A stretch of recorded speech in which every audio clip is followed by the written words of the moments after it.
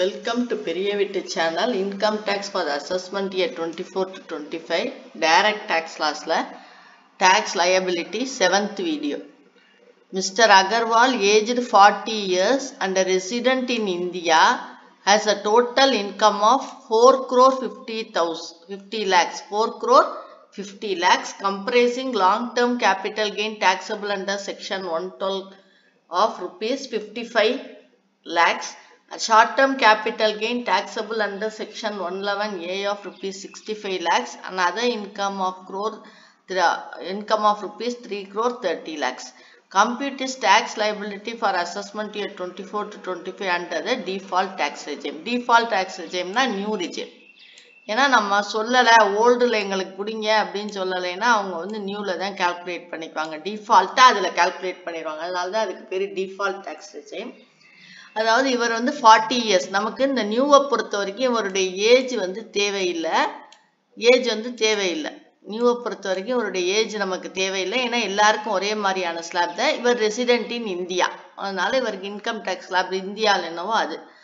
இவருக்கு வந்து இவருடைய மொத்த வருமானம் வந்து 4 கோடியே 50 லட்சம். 4 கோடியே 50 லட்சம். இந்த 4 கோடியே 50 லட்சத்துக்குள்ள 55 லட்சம் வந்து எல்டிசிஜி.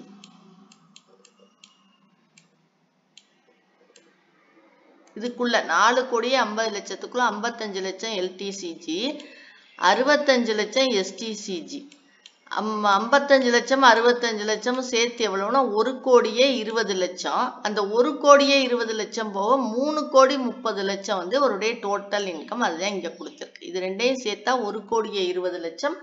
4 கோடியே 50 லட்சத்துல 1 கோடியே 20 லட்சம் வச்சுன்னா 3 கோடியே 30 லட்சம். இதுக்கு டாக்ஸ் லைபிலிட்டி கண்டுபிடிக்கணும். எல்லாருக்கும் ஒரே மாதிரி தான் இந்த இடத்துல. அதனால இங்க வந்து அவர் எப்படி இருந்தாலும் ஒரே மாதிரி டாக்ஸ் ரெஜிம் தான். ஃபர்ஸ்ட் எல்டிசிஜி எஸ்டிசிஜி கேஷுவல் இன்கம் இது 3 இருந்தா அதுக்கு தனி வரி போட்டுக்கணும். எல்டிசிஜிக்கு 20, எஸ்டிசிஜிக்கு 15, கேஷுவலுக்கு 30. இந்த கணக்கை பொறுத்த வரைக்கும் எல்டிசிஜி எஸ்டிசிஜி இருக்கு, கேஷுவல் இன்கம் கிடையாது. எல்டிசிஜி எவ்வளவு 55 லட்சம், எஸ்டிசிஜி எவ்வளவு 65 லட்சம். எல்டிசிஜிக்கு எவ்வளவுனா 20%, இதுக்கு எஸ்டிசிஜிக்கு எவ்வளவுனா 15%. அப்ப 55 லட்சத்துக்கு 20% எவ்வளவுனா 11 லட்சம். 65 லட்சத்துக்கு 15% எவ்வளவுனா 9.25 லட்சம். இது ரெண்டையும் கூட்டுனா 1 கோடியே 20 லட்சம் மொத்தம். இதுக்கு வரி வந்து 20,75,000. 20,75,000 தான் இதனுடைய வரி. 20,75,000, 20,75,000. மிச்சம் வந்து நமக்கு மிச்சத்துக்கு தான் நம்ம இப்ப கால்குலேட் பண்ணணும். எல்டிசிஜி எஸ்டிசிஜி கேஷுவல் இன்கம் முதல்ல கால்குலேட் பண்ணிட்டு மிச்சம் இருக்க பணத்துக்கு தான் ஸ்லாபுக்கு போகணும். அப்ப இங்க எல்டிசிஜி 55 லட்சம், எஸ்டிசிஜி 65 லட்சம். அதுக்குரிய ரேட் எல்டிசிஜிக்கு 20%, எஸ்டிசிஜிக்கு 15% கணக்கு பண்ணி இதை போட்டு வச்சிட்டோம். இதை முடிச்ச பிறகு இங்க வாங்க, பேலன்ஸ் இன்கம் எவ்வளவு நமக்கு 3 கோடியே 30 லட்சம். இதுல நம்ம முதல்ல 3 லட்சத்துக்கு அதிகமா அப்படின்னு பாக்குறோம். 3 லட்சத்தை விட கூட இருக்கா இந்த 3 கோடியே 30 லட்சம்ங்கிறது? ஆம் அப்படின்னா ஸ்லாப் 1க்கு போய் ஒரு 3 லட்சத்தை கழிங்க. இப்ப கழிச்சா எவ்வளவு வருதுன்னா 3 கோடியே 27 லட்சம் வருது. இந்த 3 கோடியே 27 லட்சம் 3 லட்சத்தை விட அதிகமான்னு பாருங்க. ஆம் அப்படின்னா இன்னொரு 3 லட்சத்தை கழிங்க. ஸ்லாப் 2 அது. இந்த 3 லட்சத்தை கழிச்ச பிறகு 3 கோடியே 24 லட்சம் 3 லட்சத்தை விட அதிகமான்னு பாருங்க. ஆம்னா அடுத்த ஸ்லாபுக்கு வாங்க, 3 லட்சத்தை கழிங்க. கழிச்சா 3 கோடியே 21 லட்சம். இது 3 லட்சத்தை விட பெருசான்னு பாருங்க. ஆம்னா 4வது ஸ்லாபுக்கு வாங்க. இதுக்கு அதிகபட்சம் 6 ஸ்லாபுக்கு வரலாம், அதுக்கு மேல போக முடியாது. ஒவ்வொரு ஸ்லாப்லயும் 5 ஸ்லாப் வரைக்கும் 3 லட்சத்தை கழிச்சுட்டு வரலாம். 6வது ஸ்லாபுக்கு இருக்க தொகையை போட்டுறணும். 5 ஸ்லாப் வரைக்கும் 3 லட்சத்தை கழிக்க முடிஞ்சா அடுத்தடுத்த ஸ்லாபுக்கு வரணும். அதுதான் சொன்னேன் நான் முதல்ல. 3 லட்சத்துக்கு அதிகமான ஸ்லாப் 1க்கு வாங்க. கழிச்ச தொகை 3 லட்சத்துக்கு அதிகமா அப்படின்னா ஸ்லாப் 2க்கு வாங்க. கழிச்சு வந்த தொகை 3 லட்சத்துக்கு அதிகமா ஸ்லாப் 3க்கு வாங்க. கழிச்சு வந்த தொகை 3 லட்சத்துக்கு அதிகமா ஸ்லாப் 4க்கு வாங்க. கழிச்சு வந்த தொகை 3 லட்சத்துக்கு அதிகமா ஸ்லாப் 5க்கு வாங்க. அதுக்கப்புறம் மிச்சம் இருக்க தொகையை ஸ்லாப் 6ன்னு எழுதிருங்க. அதுக்கப்புறம் கம்பேர் பண்ணக்கூடாது. Maximum 5 comparison. இந்த இதை முடிச்சுக்குங்க. நீங்க முடிச்சுட்டு இங்க வந்து வரி ஸ்லாப் ரேட் போடுவோம். ரேட் வந்து ஃபர்ஸ்ட் 3 லட்சம் கழிச்சிங்கல்ல அதுக்கு நில், அடுத்த 3 லட்சத்துக்கு 5, அடுத்த 3 லட்சத்துக்கு 10, அடுத்த 3 லட்சத்துக்கு 15, அடுத்த 3 லட்சத்துக்கு 20, முத 3 லட்சத்துக்கு நில், நடுவுல உள்ள 3 லட்சத்துக்கும் 5, 10, 15, 20, கடைசியா கழிச்சு ஸ்லாப் 6ல ஒன்றே போட்டிருக்கீங்க பாருங்க ஒரு தொகை, அதுக்கு 30%. அப்ப இதுக்கு நில்லு, இதுக்கு 5%, 15,000, 15 கூட்டிக்கிட்டே வாங்க, அவ்வளவுதான். 15, 30, 45, 60. அப்படி இது ரொம்ப ஈஸி இதுல புது ஸ்லாப்ல கணக்கு பண்றது. 13 லட்சத்துக்கு 5%னா 15,000, 10%னா 30,000, 15%னா 45,000. அப்படி 15,000 கூட்டிக்கிட்டு வரணும். 15,000, 30,000, 45,000, 60,000. ஸ்லாப் 6ல மிச்சம் இருக்க தொகைக்கு 30% போடுங்க. நமக்கு என்ன தொகை இங்க இருக்குன்னா 3 கோடியே 15 லட்சம் இருக்கு. அதுக்கு 30%, 94,50,000. இது 5ஐயும் கூட்டுனா 96 லட்சம். இப்ப இதையும் கூட்டினா நமக்கு 1 கோடியே 16,75,000 தான் வரி. சரியா? இதுக்கு நம்ம இனி என்ன பண்ணணும், ரிபேட் இருக்கா சர்சார்ஜ் இருக்கான்னு நம்ம பார்க்கணும். ரிபேட் கட்டாயம் இருக்க சான்ஸ் இல்லை. ஏன்னா ரிபேட் எப்ப இருக்கும்னா 7 லட்சத்துக்கு கம்மியா இருந்தாதான் ரிபேட் இருக்கும். இது 7 லட்சத்துக்கு கம்மியா நம்மளுடைய தொகை 4 கோடியே 50 லட்சம்ங்கிறது 7 லட்சத்துக்கு கம்மி கிடையாது. அதனால ரிபேட் கிடையாது. ரெண்டாவது செக்கிங் என்ன பண்ணணும்னா இந்த 4 கோடியே 50 லட்சத்துல இருந்து 7 லட்சத்தை கழிக்கணும். கழிச்சா நமக்கு 4 கோடியே 43 லட்சம். நமக்கு வந்திருக்க வரி 1 கோடியே 16,75,000. இது ரெண்டையும் கம்பேர் பண்றோம். இதுதான் கூட இருக்கு, அதனால ரிபேட் கிடையாது. சரியா? இது B லெஸ் தேன் ஏங்கிறதுனால ரிபேட் கிடையாது. இந்த மாதிரி 2 விதமா ரிபேட்டை செக் பண்ணிக்கிட்டோம். முதல்ல மொத்த வருமானம் 7 லட்சத்துக்கு கம்மியா இருக்கான்னு பார்த்துக்கணும். அடுத்து மொத்த வருமானத்துல இருந்து 7 லட்சத்தை கழிச்சு ஒரு தொகையை போட்டுக்குங்க. வந்த வட்டி இருக்கு பாத்தீங்களா, அது ஒரு தொகையை போடுங்க. இந்த 2 தொகையும் கம்பேர் பண்ணுங்க. இது வட்டி கம்மியா தான் வந்திருக்கு அப்படின்னு சொன்னா ரிபேட் கிடையாது. இப்ப ரிபேட் கிடையாதுன்னா தான் நம்ம சர்சார்ஜுக்கு போகணும். சர்சார்ஜ் எப்படி போகணும் அப்படின்னா இதை தனித்தனியா பிரிச்சு சர்சார்ஜ் போடுவோம். இதுக்கு தனியா போடுவோம், இதுக்கு தனியா போடுவோம்.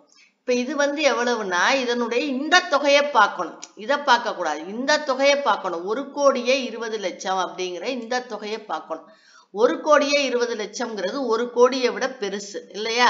1 கோடியை விட பெருசு. 1 கோடியை விட பெருசுன்னா அப்ப அதுக்கு 15% சர்சார்ஜ். எதுக்கு 15%னா இந்த 1 கோடியே 20க்கு 15 இல்ல, இதுக்கு 15. இது 1 கோடியை தாண்டுனா இதுக்கு 15. புரியுதா? அப்ப இது 1 கோடியை தாண்டிடுச்சு, இதுக்கு 15%. இது 2 கோடியை தாண்டிடுச்சு, இது 2 கோடியை தாண்டிடுச்சு, அப்ப இதுக்கு 30. இது 1 கோடியை தாண்டினதுனால இதுக்கு 15%. இது 2 கோடியை தாண்டினதுனால இதுக்கு 25%. எதுக்கு? இதுக்கு 25%.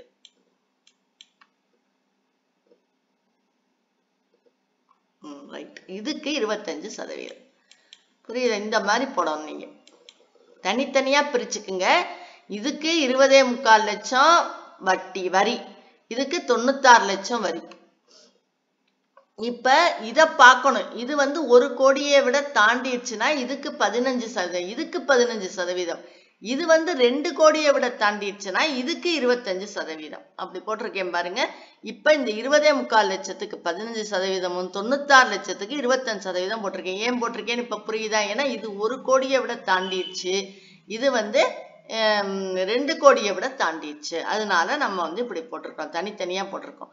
இதுக்கு மார்ஜினல் ரிலீஃப்லாம் பார்க்க வேணாம். ஏன்னா 4 கோடி 50 லட்சம் அப்படிங்கிறது நிச்சயம் 2 கோடியை காட்டிலும் பல மடங்கு பெருசு. மார்ஜினல் ரிலீஃப் கிடைக்காது. இப்ப 2 கோடியே 2 லட்சம் அப்படின்னு வந்தா மார்ஜினல் ரிலீஃப் பார்க்கலாம். 2 கோடிக்கு பக்கத்துல வந்தா பார்க்கலாமே தவிர 2 கோடியை விட இவ்வளவு தூரம் தாண்டி வரும்போது நம்ம மார்ஜினல் ரிலீஃப் பார்த்தாலும் பிரயோஜனம் இல்லை. அதனால மார்ஜினல் ரிலீஃப் இந்த மாதிரி கணக்குகளுக்கெல்லாம் பார்க்க கூடாது, பார்த்தாலும் வராது.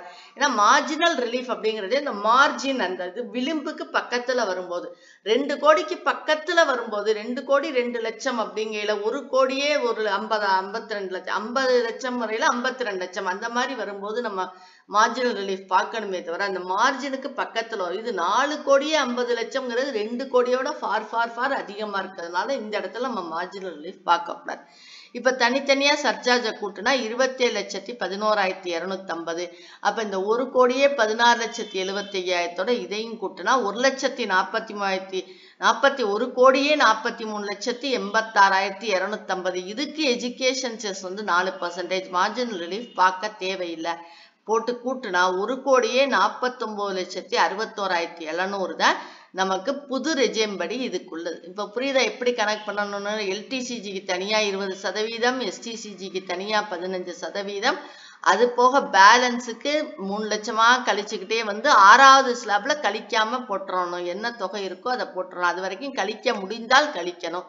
கழிச்சுட்டு 6வது ஸ்லாப்ல அப்படி போட்டுறணும். அந்த வட்டி வீதம் 5, 10, 15, 20 போட்டு 15, 30, 45, 60 போட்டு கூட்டிட்டு, இப்ப ரிபேட் கிடையாது, சர்சார்ஜை 2ஆ பிரிச்சுக்கணும். இதுக்கு தனியா சர்சார்ஜ் கண்டுபிடிக்கணும், இதுக்கு தனியா சர்சார்ஜ் கண்டுபிடிச்சு கூட்டி அதுக்கு எஜுகேஷன் செஸ் போட்டா நமக்கு புது டேக்ஸ் படி எவ்வளவு டேக்ஸ் பேயபிள் வந்துடும். இதே கணக்குக்கு நான் நெக்ஸ்ட் வீடியோல ஓல்டு டேக்ஸ் ரெஜிம்ல எப்படி கனெக்ட் பண்றது அப்படிங்கறத நான் உங்களுக்கு போட்டு காட்டுறேன். இது வந்து new tax regime. New tax regime வந்து ரொம்ப ரொம்ப ஈஸி. ஓல்டு டேக்ஸ் ரெஜிம்ல ஒன்றும் இல்லை, இந்த வட்டி வீதங்கள் மட்டும் மாறும், மற்றதெல்லாம் அதே மாதிரி தான். நான் அதை வந்து நெக்ஸ்ட் வீடியோவா நான் போடுறேன்.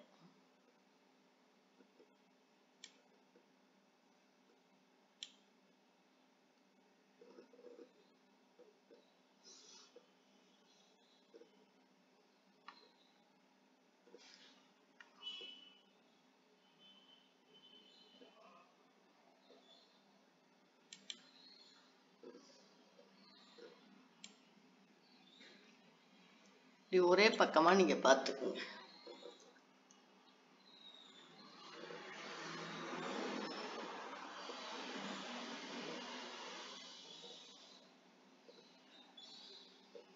Thank you for watching. Please subscribe.